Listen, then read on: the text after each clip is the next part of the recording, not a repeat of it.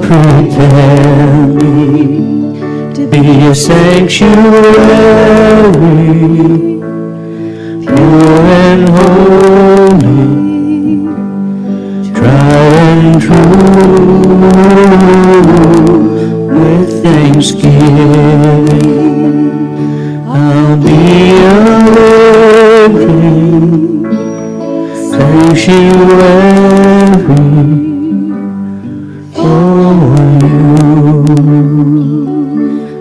Teach our children to stop the fighting, start uniting, live as one. Let's get together, loving forever, a sanctuary.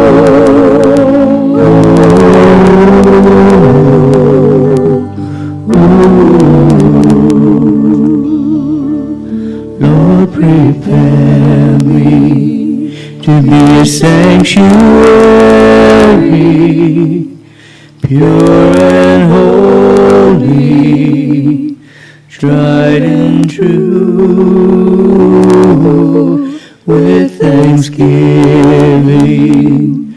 I'll be a living sanctuary for you.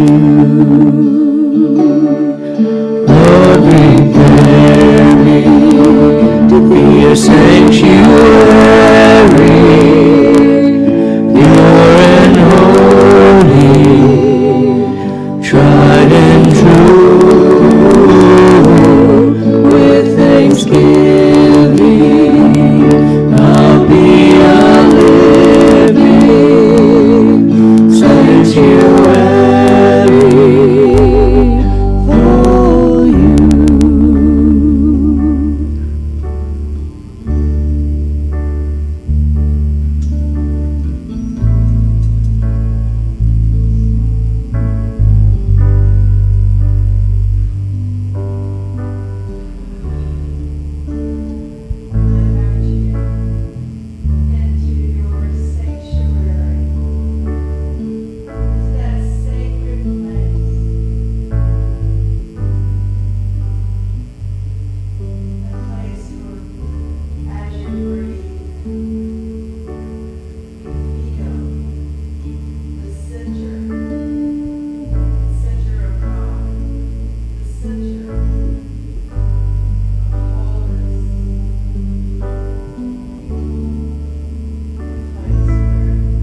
Oh, you are complete.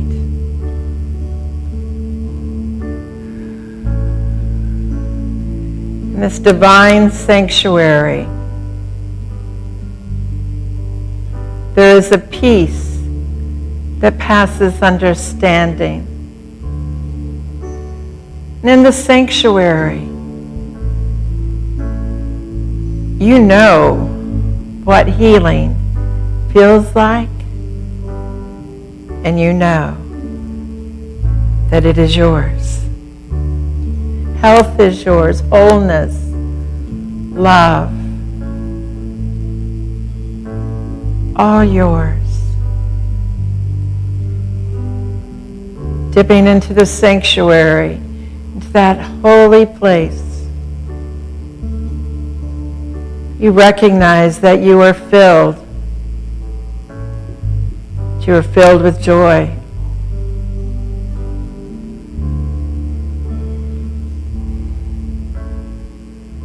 It is in this place that you recognize forgiveness. You recognize that forgiveness is heart medicine. It's a healing experience of divine contact.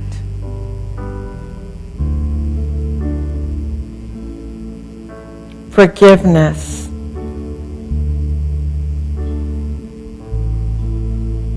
We recognize that there is only love.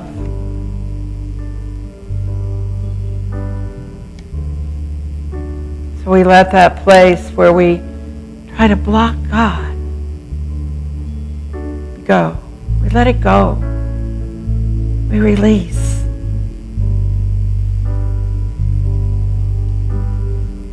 We allow ourselves to step into the oneness of love, to the river of love, into the path of freedom.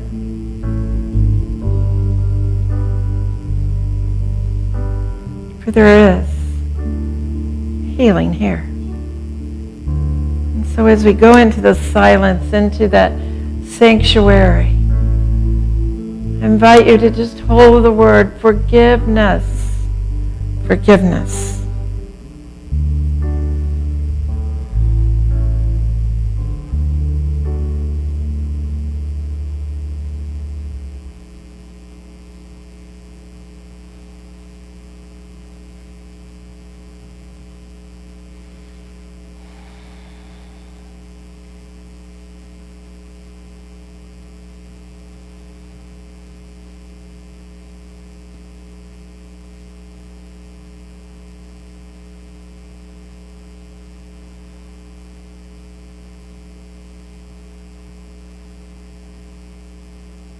It is here, in this place, that we begin to expand our hearts. We expand possibility. We realize that the grace of God is surrounding us now.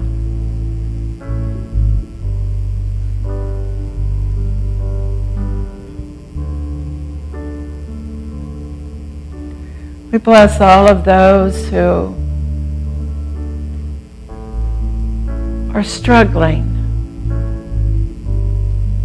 that are fearful, that are in pain. We bless them that they may know peace, that they may connect the Spirit, connect with the Spirit that is there always.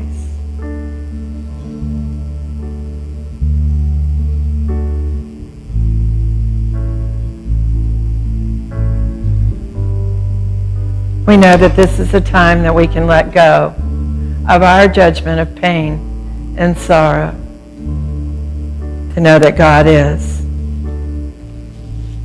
God is. And all is well right here, right now.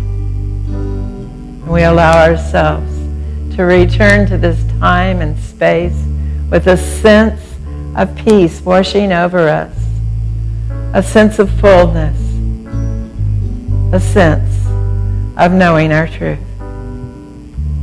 And so it is, and it is so. Amen.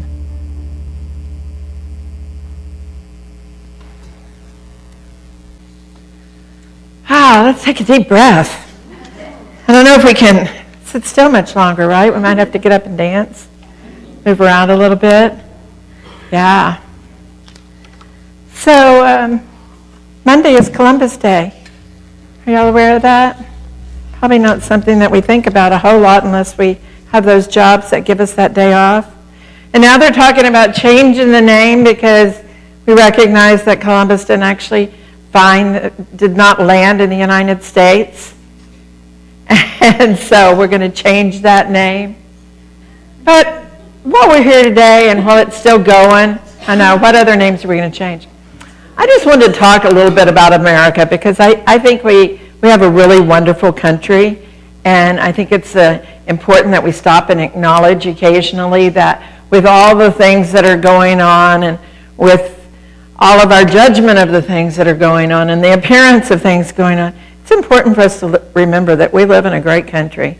We really do. Stephen Wise says, that's the most desired in America is oneness, not sameness, but oneness. Yeah, good stuff. And Reverend Jesse Jackson said, America is not like a blanket, not one piece of unbroken cloth. America is like a quilt, many patches, many pieces, many colors, many sizes, woven together by a common thread. Look out here, we see there are many people in their own uniqueness, and that's good. We're like that beautiful blanket. We're like a coat of many colors. We are all special and unique. I think it's a good time to remember that. Every day is a good time to remember that, but when we have a holiday that is now being questioned as why we even have it, let's remember how good our country is. And the Pledge of Allegiance was not a verse composed by the founding fathers of our republic. It was written especially for children in the summer of 1892 to commemorate the year's celebration of Columbus Day in the public schools throughout the country. The pledge first appeared to be printed September 8th, 1892, in the Youth Companion. Not familiar with that, but the Youth Companion. It was an educational publication. And in its original form, it said, I pledge allegiance to my flag and the republic for which it stands, one nation, indivisible, with liberty and justice for all. Beautiful. Still stands today in its wholeness and its intent, right? But it has changed over the years. In 1923, the National Flag Convention changed it to the flag of the United States of America. We wanted to be specific about this flag that we were pledging our allegiance to, so they changed it to the flag of the United States of America. And then in 1954, and I just want y'all to think about that, 1954, so we're post-war, Dwight Eisenhower signed a bill that added the words, under God. It was not until 1954 that the words, under God, were added. I think that says a lot about us, and I'm not sure what all those things are that it says. But I enjoyed finding those facts out this weekend or this week and just sitting with them a while and thinking, who are we? Who are we as Americans? Who are we as we go through this series that we've been working on called The Eye of the Storm? The Eye of the Storm by Gary Simmons and The Eye of the Storm for Teens by Jane Simmons. We're talking about that place in the midst of a hurricane where there's all the swirling going on. In the very center, there is peace. There is calm. In the eye of the storm, we can be centered. We can use this as an analogy in our own lives to know that when we're in the eye of the storm, we've remembered who we are and why we're here, and we are at peace. And all these things can be swirling around us.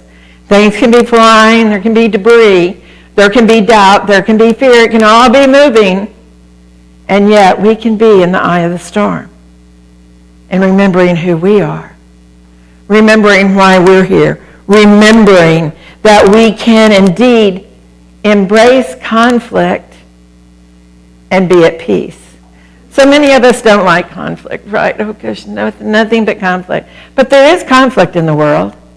And what if we embrace the conflict with the knowing that we can communicate with others, that we can see other people's point of view, and that's all right? In our class a couple of weeks ago, I had the globe up here, and I asked people what they saw. What country did they see as they stood around the globe? We all see differently. That's all right. There's nothing wrong with that. So can we learn to embrace conflict and not run away? Can we learn to recognize that we can come together and overcome and respect others? Can we allow ourselves the opportunity to go to a person and speak with them if we feel like there's a problem versus going behind their back and talking about them? Here in the first service, I kind of went off script and I said, we don't want to go to the next room and go, God, that minister in there has the strangest clothes on today. Y'all can come to me and say that. I don't care. But, we don't want to go talk. We're here as a spiritual community to uplift people, to remind each other the goodness that we bring here. Don't we want to do that? Don't we want to do that? Of all places in the world, don't we want to uplift people here? So, what kind of experience are you here to live? What kind of experience are you willing to live? What kind of love are you willing to find in the world? Are you willing to recognize that there is no one and no thing against us? I love to say that because most of the time we kind of, our back kind of goes, whoa, no one and no thing is against us. Everything that we are experiencing is the opportunity for us to step out on our learning edge. It's an opportunity for us to look within to see what we're missing. Oh my goodness. If somebody pushes my button, well, maybe it's because I put it out there and they've come to love me enough to let me see that that place is hurting, that place needs some healing. Yeah, don't always like that piece. So, no one and no thing is against us. And Jesus taught this. He said, Jesus called it the enemy, and he said it could be our body or our illness or whatever, but that it is eventually going to be found within us, and that it is our place to love. It is our place to love. So remember, if you have an enemy, it is a reflection of that place in you that's wanting to heal. It's a reflection of those things that are still out there for you. It's not that there's something wrong with you. This is not about guilting. It's not about guilting you. I want to be clear about that. But it's about allowing you the opportunity to bless yourself and to heal. It's also true of other people. If we've got somebody out there that we feel like is our enemy, we have the opportunity to bless them. We have the opportunity to do something good. We have the opportunity to pray. And as we pray, we send out energy. We send out energy that changes the light in the room. We send out energy that changes our inner soul and our inner peace. When we find that place, that sanctuary. So praying, holding other people in light, doing something good, and there is that one call, forgiveness. Forgiveness can be a tough thing, but forgiveness, the word forgiveness means to give good where there is hurt, to give something forward where you've been hurt. I had a friend who, we have a baby in here, I don't know.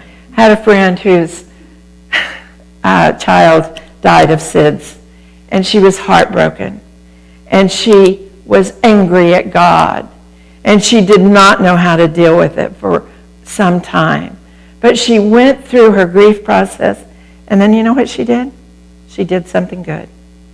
She set up a golf tournament, made $50,000 the very first year, and all of the proceeds went to find a solution for overcoming sits. She didn't just stay in that pain, and she didn't stay mad at God. She found a solution. Sorry, I know there's not that, but it felt big at that moment. So what she did, what we have the opportunity to do, is to shift our consciousness. To shift. So anytime there is conflict, two energies come together, they collide, and they make ripples in many different ways. And that's all that's happening. There's just ripples going in all different ways. Nothing wrong with that. Sometimes make pretty patterns, right?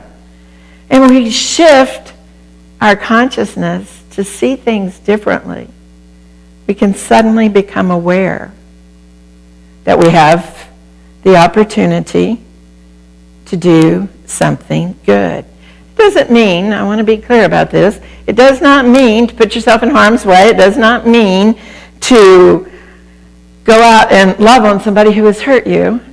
It means to do something good in some area. I had a friend who was battered. She went to work for the battered women's shelter. She did not have to go back and work with the batterer.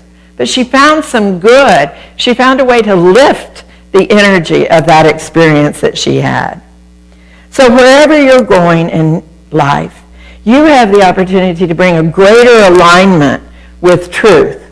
You have the opportunity to come in alignment, to come into a place of peace, to see who you really are. And you have a purpose and a talent that is uniquely yours. You know that? Maybe you don't know what yours is today. And maybe you do. And maybe you've always known what your talent was, what your gift was to bring. I don't know where you are in that, but I assure you, you have it. And it's important that you live it. That's what we're here about. We're the hands and feet of God. And if we're not doing our part, it's not being done. Now, that's okay, because it will get done. But wouldn't it be just so much easier if we just stepped right on into that and smoothly did that? There's a lot going on today, and there's a lot of misperceptions about people and things and why they are. And I don't know, and I don't think I'll always know, and I certainly don't understand violence to the level that we've seen it lately. But what I do know is that even in the midst of ugliness and violence, floods and storms, there are people who are showing up to be heroes. There are people who are showing up to make a difference, to help somebody. So in Las Vegas, as we all know, it was a pretty difficult situation, and during the midst of all that was going on, there was a nurse whose husband shielded her from the gunfire. There was a man who made his truck into an ambulance and drove into the area. There was a woman, this was the most touching thing for me to see. It was one of the few things that I watched on news. She was running, and she looked over and she saw a man in a wheelchair. And she realized with all the debris in front of them that there was no way he would be able to get himself into safety. And so she stood up. She had been crawling. She stood up and began pushing his chair and pushed his chair into safety with him in it. And when they interviewed her, they said, "Why did you do that? Why did you put yourself in harm's way?" And she said, "Well, it was mine to do. He was there. It needed to be done. I did it." People step up. There is goodness in this world. And this may be a time for us to stop and say thank you for the goodness in the world. You know, during that flood in Houston, that Cajun army came through with their boats helping people. This is a time for us to look at the good, to remember the good, to allow ourselves to be called back into center. So there are times we're going to get in the wind. There are times that we're going to feel not enough. There are times that we're going to feel sad. But we have the opportunity to be called back. We have the choice to make, to be called back at any time, to center. And we have tools to do that. We have many tools to do that. We have the opportunity to pray, to come here, to look for good, to change our mind, to be about the work of God. There is nothing that will get us out of ourselves like helping someone else. Anybody ever been down in the dumps and suddenly you found yourself helping someone else and you couldn't remember why you were down in the dumps? Because everything was so good. We don't have those chaotic, catastrophic events very often, thank you, God. We don't have them very often. We don't have to go, well, I'm not doing any good if I'm not doing something big. What I do doesn't get on the news as something extraordinary. Our extraordinary events can be just smiling, looking at that person who is looking sad or forlorn and saying hi. If you see somebody standing alone, especially around here, if you see somebody standing alone, they may be feeling alone. And they may want somebody to speak to them. We are here to lift people up. And we are here to lift people up in this community, but we're also here to take it into the world. We're here to take it out, to be that creative force of God, to look for ways to do things that we never knew we could do. It was the time when I moved to Beaumont.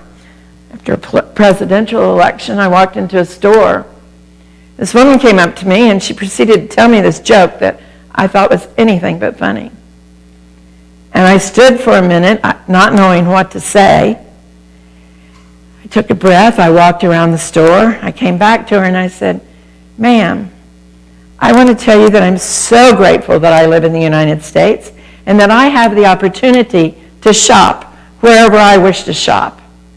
And because of that, I want you to know I will never be back in your store.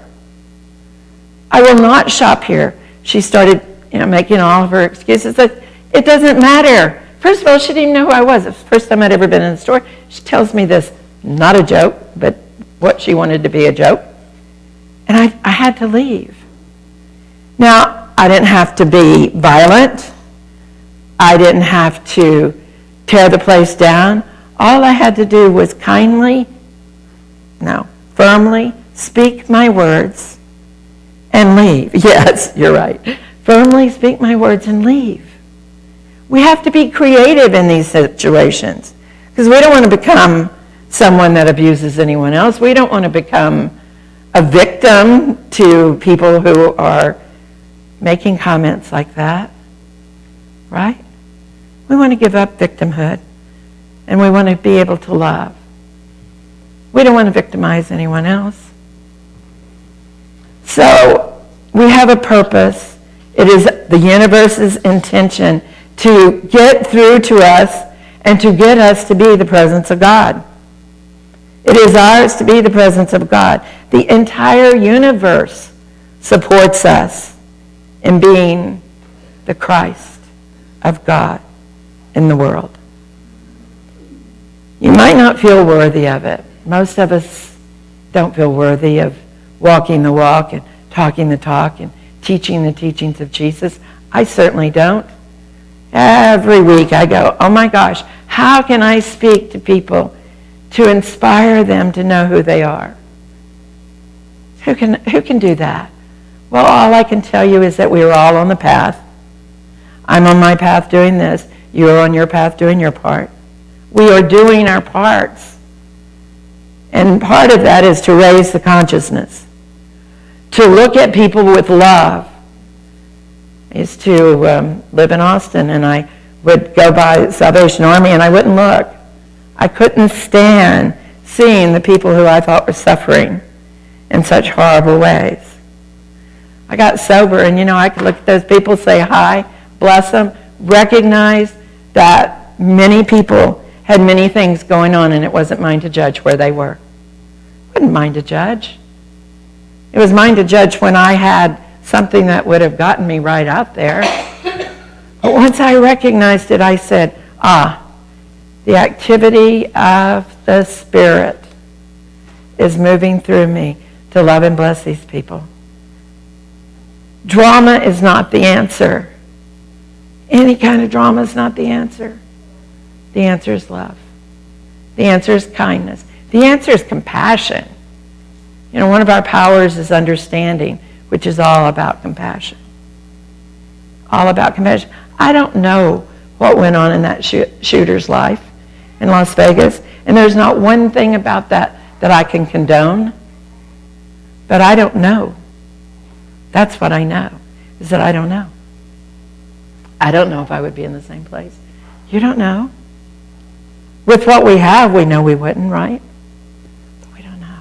So is it ours to send love and forgiveness? Is it not ours to love those who have been injured, harmed, have family? Yes, that is ours to do. Not to go, oh my gosh, but oh my heavens, let me love you. Let me send you love. Let me extend my energy to you in love. You know about extending energy? I know you know about extending energy. Just let it come out. If you do Reiki or if you do some healing work, you can feel that energy in your hands. You just let it out. You don't have to say anything. You don't have to try to change anybody. They may not want to be changed. Man was born to be soft and supple. Dead, they are stiff and hard. Plants are both tender, and as they die, they become brittle and dry. Thus, whoever is stiff and inflexible is a discipline of death. It's important that we be supple, that we be flexible, that we be open, that we be non-resistant to change. It is ours to allow ourselves to go to center in those moments that we want to lash out. It is ours to remember that at any moment we can grab that handle into the center and pull. It's as if there's a rope going out, waiting for us to reach over and pull ourselves back. I see you in center. I bless you in peace. I hold you in the wholeness and the truth of who you are. I see you working and coming from purpose to do what is yours to do, and to do it with love and grace. God bless you.